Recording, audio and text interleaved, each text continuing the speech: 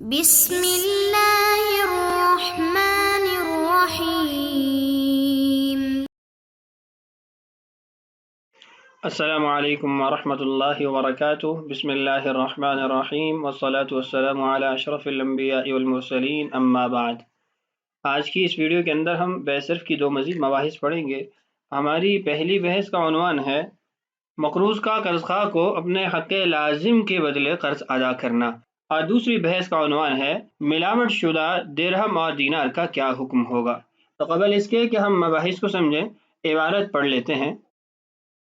وبيع من عليه 10 دراهم ممن هي له دينارا بها مطلقة إن دفع الدينار وتقاصى 10 بالعشرة، أي لزيد على عمرو 10 دراهم فباع عمرو دينارا من زيد ب10 مطلقة، أي لم يضف العقد بالعشرة التي على عمرو، صح البيع إن دفع عمرو الدينار، فصار لكل واحد منهما على الآخر 10 دراهم فتقاصى 10 بالعشرة، فيكون هذا التقاص فسخا للبيع الأول، وهو بيع الدينار بالعشرة المطلقة وبيعا للدينار بالعشرة التي على عمرو، إذ لو لم يحمل على هذا لكان استبدالا ببدل الصرف، ولا يجوز هذا إذا باع الدينار بالعشرة المطلقة، أما إذا باعه بالعشرة التي له على عمرو صح، ويقع المقاصة بنفس العقد، فإن غلب على الدرهم الفضة وعلى الدينار الذهب فهما فضة وذهب حكما، فلم يجوز بيع الخالصة به ولا بيع بعضه ببعض إلا متساويا وزنا، وإن غلب عليهما الغش فهما في حكم العرضين، فبيعه بالفضة الخالصة على وجوه حلية السيف، أي إن كانت الفضة الخالصة مثل الفضة التي في الدراهم أو أقل أو لا يدري لا يصح، وإن كانت أكثر يصح إن لم يفترقا بلا قبض، وبجنسه متفاضلا صح بشرط القبض في المجلس، وإنما يصح صرفا للجنس إلى خلاف الجنس لأنه في حكم شيئين فضة وصفر، فإذا شرط القبض في الفضة يشترط في الصفر لعدم التمييز۔ یہ ہے آج کی ہماری بحث کی عبارت۔ اس بحث میں جیسا کہ پہلے بھی عرض کیا، صاحب کتاب نے دو مسئلے ذکر کیے ہیں۔ پہلا مسئلہ یہ ہے کہ مقروض اپنے قرض خواہ کو اپنے حق لازم کے ذریعے قرض ادا کر رہا ہے، تو اس کا کیا حکم ہوگا۔ صاحب کتاب نے جو یہاں صورت قائم کی ہے، اس صورت سے ہی مسئلے کو سمجھیے کہ مثلا زید نے آپ سے 10 درہم قرضہ لیا ہوا تھا، جب قرضہ ادا کرنے کا وقت آیا تو زید نے آپ کو 1 دینار بیچا 10 درہم کے بدلے میں۔ اب جب 10 درہم کے بدلے میں آپ کو 1 دینار بیچے گا تو دو صورتیں ہو سکتی ہیں، دو طریقے ہو سکتے ہیں۔ ایک طریقہ یہ ہے کہ وہ آپ سے کہے کہ یہ دینار میں آپ کو ان 10 درہم کے بدلے بیچتا ہوں جو میں نے آپ سے قرض لیے تھے، تو یہ صورت جائز ہے۔ 1 دینار 10 درہم کے مقابلے میں جا کر وہ آپ کی ملکیت میں شامل ہو جائیں گے، تو آپ کا جو قرض ہے وہ ادا ہو جائے گا۔ لیکن ایک صورت یہ بھی ہو سکتی ہے کہ وہ مطلقاً کہے کہ میں یہ 1 دینار آپ کو 10 درہم کے بدلے میں بیچتا ہوں۔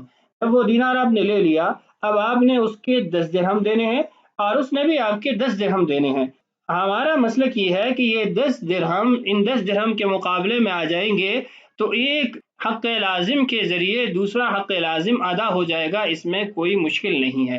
لیکن اس کے جواز کے لیے ہمیں یہاں پر یہ تبدیلی کرنی پڑے گی کہ پہلی جو بیع ہوئی ہے اس کو فسخ قرار دینا پڑے گا، اس لیے کہ فسخ اگر قرار نہیں دیں گے تو یہاں پر استبدال صرف لازم آئے گا۔ استبدال صرف کا مطلب یہ ہے کہ زید نے آپ کے 10 درہم دینے تھے، یہ دین ہے، یہ قرض ہے، اور جو زید نے آپ کو 1 دینار دیا جس کے بدلے میں آپ نے اس کو 10 درہم دینے تھے، یہ قرض نہیں ہے۔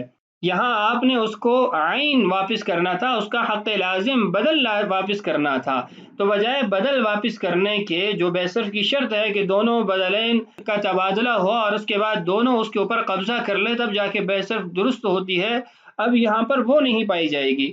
آپ نے زید کو عین دینا تھا، یعنی اس کا حق لازم دینا تھا، جس کے بدلے آپ اس کو دین دے رہے ہیں جو پہلے قرض اس کا آپ کے ذمہ تھا۔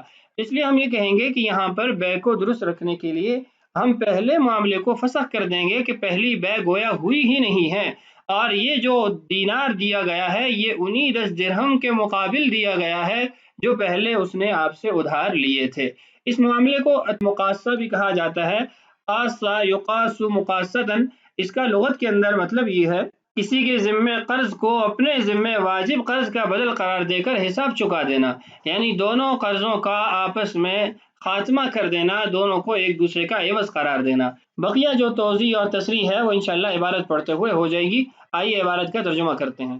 عبارت کو ذرا غور سے دیکھیے گا۔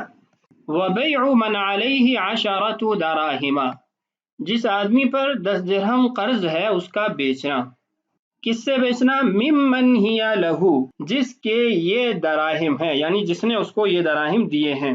دینارم بہا مطلقاتن، ایک دینار کا بیچنا، بہا ان دراہم کے بدلے میں، مطلقاتن بغیر کسی قید کے کہ میں آپ کو یہ دینار بیچ رہا ہوں ان 10 درہم کے مقابلے میں، ان 10 درہم کے عوض میں جو میں نے آپ سے لیے ہیں۔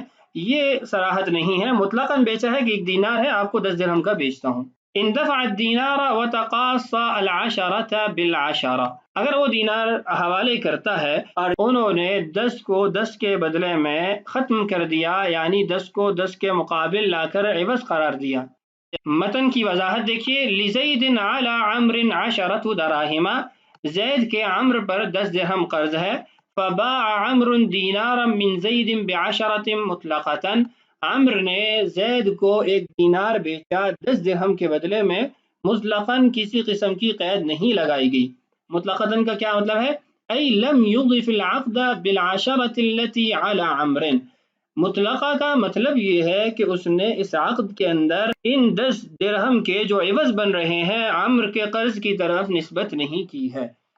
تو حکم کیا ہے؟ صح البیع، بے درست ہے۔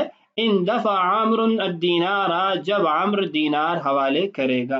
فصار لكل واحد منهما على الآخر 10 دراہم، جب عمر نے دینار حوالے کیا ہر ایک پر دوسرے کے 10 درہم لازم آ گئے۔ فتقاصى العشرة بالعشرة، انہوں نے 10 کو 10 کے بدلے میں ختم کر دیا، یعنی 10 کو 10 کے مقابل لا کر عوض قرار دیا۔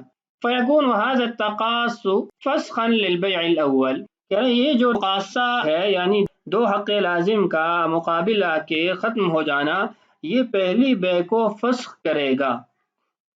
پہلی بے کیا تھی؟ وہو بیع الدینار بالعشرة المطلقہ، جو 10 درہم کے بدلے میں ایک دینار کو مطلقاً بیچا گیا تھا، یہ بے فسخ ہو جائے گی، معدوم ہو جائے گی۔ وبيعا للدینار بالعشرة التي على عمر، اور یہ دینار کی بے ان 10 درہم کے بدلے میں بن جائے گی جو عمر پر پہلے سے لازم تھے، جو عمر کے اوپر قرض تھا زید کا۔ یہ تعویل کیوں کی گئی ہے اس کی وضاحت دیکھیے، یعنی پہلی بے کو فسخ کیوں قرار دیا گیا، اس کی وجہ یہ ہے اذ لو لم يحمل على هذا لكان استبدالا ببدل الصرف، اس لیے کہ اگر ایسا نہ کیا جائے تو بے صرف کے اندر بدل کی تبدیلی لازم آتی ہے۔ بدل کی تبدیلی کیسے لازم آتی ہے کہ جب ایک دینار بیچا گیا تو اس کا مقابل 10 درہم تھے جو کہ دین نہیں تھے، قرض نہیں تھے، حق لازم تھا، بدل تھا جس کو ادا کرنا تھا۔ تو اگر ہم یہ کہیں گے کہ یہاں پر بے قائم ہے تو مطلب یہ ہے کہ زید نے عمر کو 10 درہم عین کے بجائے 10 درہم دین دیے، تو یہاں پر بدل صرف تبدیل ہو گیا، جس پر بے ہوئی تھی وہ نہیں پایا گیا۔ ولا يجوز هذا اذا باع الدینار بالعشرة المطلقہ، اگر ایک دینار کو 10 درہم کے بدلے مطلقاً بیچا جائے تو پھر یہ جائز نہیں ہوگا۔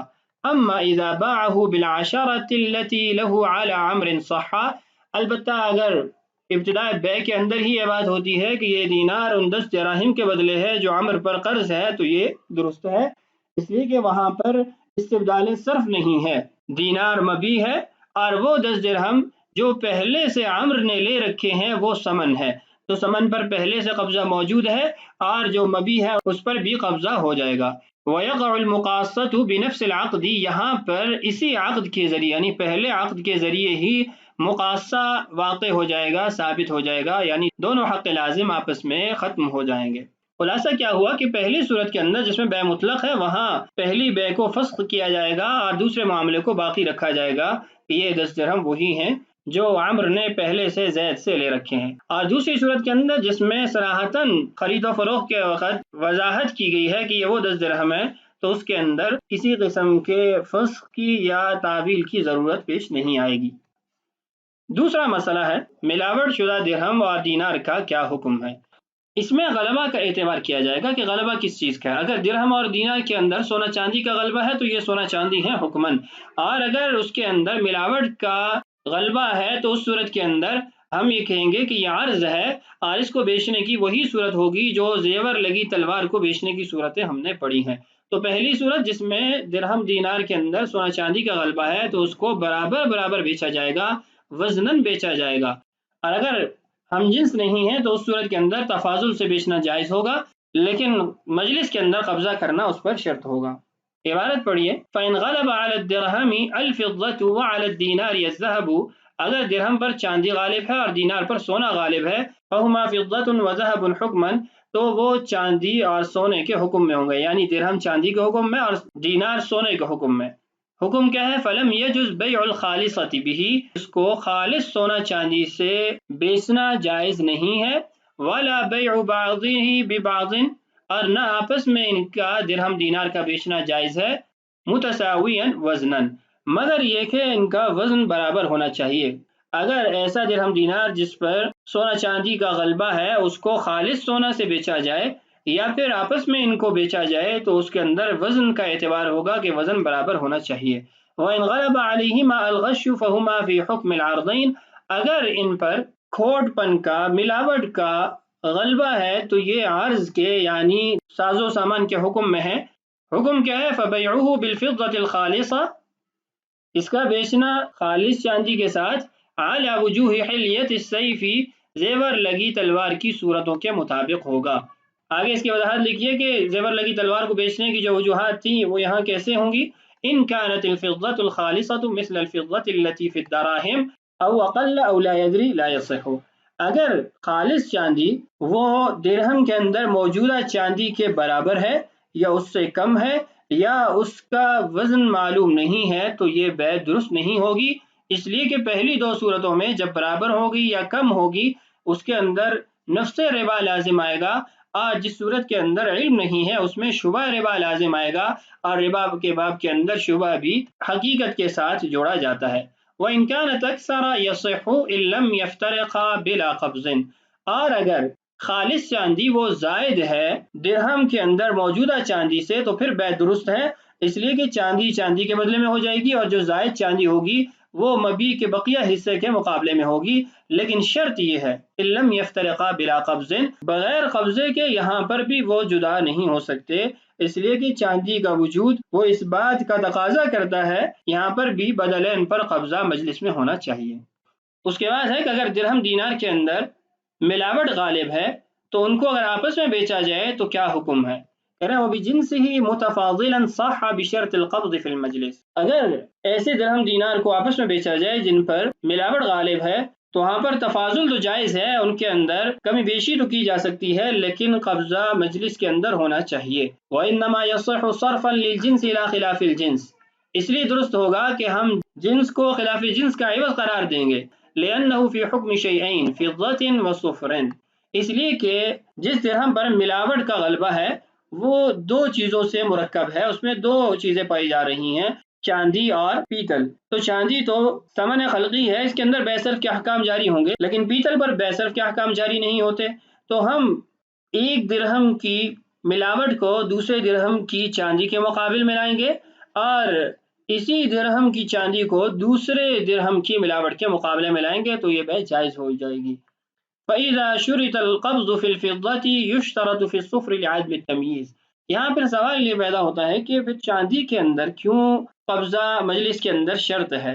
تو اس کا جواب یہ ہے کہ فضہ اور چاندی دونوں آپس میں جدا تو ہو نہیں سکتے، دونوں کا آپس میں شدت التزام ہے، تو شدت التزام کی وجہ سے تانبے کو چاندی کے حکم میں لایا جائے گا کہ قبضہ مجلس کے اندر ہونا ضروری ہے۔